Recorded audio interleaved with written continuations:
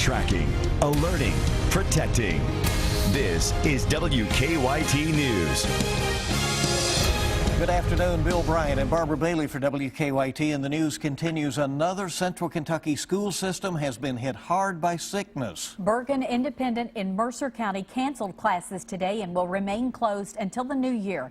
The goal, to get the schools clean and children healthy again. WKYT's Jerica Ensko talked with school officials. It's our top story at 12:30. Students here at Bergen Independent are out for Christmas break 3 days early due to low attendance. That's because 20% are out sick. Bergen Independent School has just over 500 students from preschool to 12th grade. Their attendance is usually above 96%, but that changed last week. The superintendent tells me that's when school officials noticed attendance numbers decreasing. But on Friday, it was back up to 90%, so they had hope. But then Monday, the school was down to 86% and 80% by Tuesday because the school nurse was sending so many students home. Even some teachers have been out sick. Well, we've had confirmed cases of the flu, as well as many of our students have strep, and then the head colds and upper respiratory. The superintendent tells me this is the first time Bergen Independent has closed because of illness. In Mercer County, Jerica Ensko, WKYT. And the school superintendent says these 3 days will be made up by using snow days already scheduled into the school calendar. Well, it's certainly a cold one outside, and temperatures won't rise much. Not going anywhere today, it sounds like. You might even see a snowflake or two before the day is over. WKYT meteorologist Micah Harris is here with an early check on the forecast and kind of keeping an eye on the days to come. Yeah, the days to come will be very interesting, starting with tomorrow and off towards Saturday, and then next week, another big one that'll be traveling through here on Christmas Eve through Christmas Day, somewhere around that time frame. We don't have extreme details on it, but nonetheless, there is something lurking on the horizon. Current temperatures, 30s outside. We're at 37 in London, Corbin area. Jackson at 36, and you can see 32 there across the central and northern zones. Now, going in throughout the rest of the afternoon, we'll be there in the 30s, and we stay pretty much what you feel outside is what you're going to be feeling the next couple of hours. But we get rid of those flurries, say goodbye to the flakes, but we bring them right back for tomorrow. Now, tomorrow's snowmaker isn't as good looking of a system as it is toward the weekend, but we'll go over both of those in further detail coming up in about 5 minutes. All right, we'll see you then. We thank you, Micah. A Kentucky man has died in an early morning fire. It happened about 5 o'clock this morning on Curry Branch Road off Highway 80 in Manchester. The Clay County coroner has identified the victim as 49-year-old Matthew Collins. Firefighters say his brother suffered some injuries trying to get back in to save him. 4 others did escape.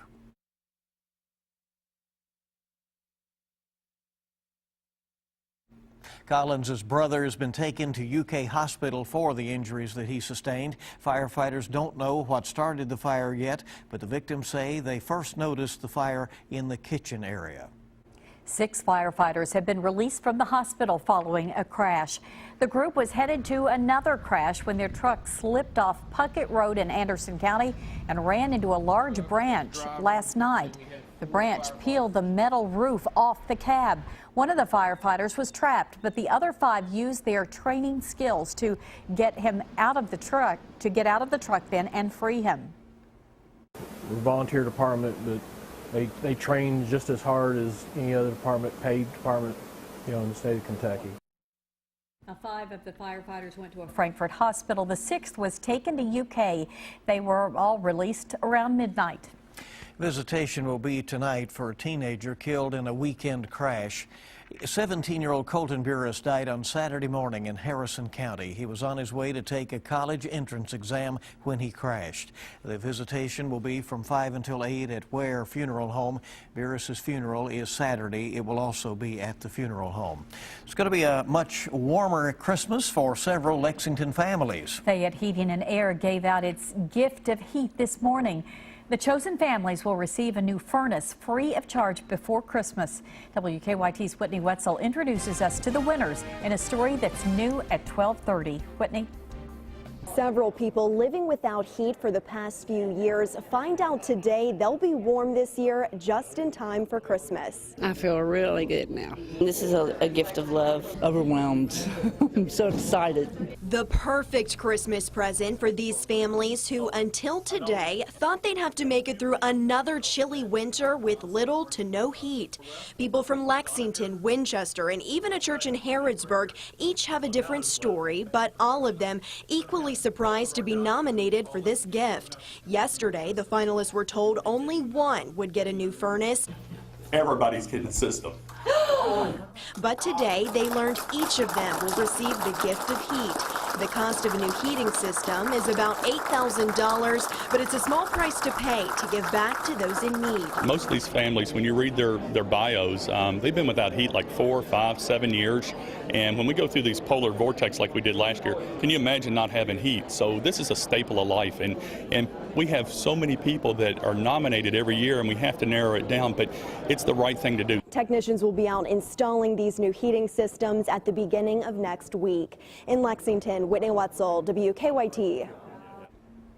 Now, over the past 8 years, Fayette Heating and Air has donated about $350,000 worth of heating equipment through the Gift of Heat program. It's a great thing they do. And a Christmas tradition opened its doors this morning. The Faith and Community Christmas Store will be open from 8 a.m. to 8 p.m. the next 3 days. It's located at Southland Christian Church on Richmond Road. The store allows families in need to shop for 2 toys for each of their children. The store is still in need of donations. They're looking for scooters and bikes of all ages, plus gently used or new toys. All right, help them if you can. Yes. And if you're having a hard time losing weight after having a baby, you're not alone. Chris Van Cleve has details on that and more in this Better Living report. 1/3 of moms who are normal weight before pregnancy become overweight or obese 1 year after childbirth. That's according to researchers in Chicago. Experts say it's important women draw up a weight gain and activity plan with their doctors at the beginning of their pregnancy. A new CDC report shows about 40% of adults eat nuts and seeds every day. Nuts can help lower obesity, cardiovascular disease, and diabetes, but experts warn they're high in calories, so moderation is key. And researchers at the University of Pittsburgh are reporting progress using a mind-controlled robotic arm.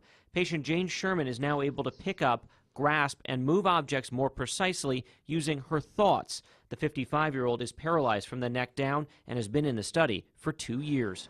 Those are some of today's top health stories. Chris Van Cleve, CBS News, New York.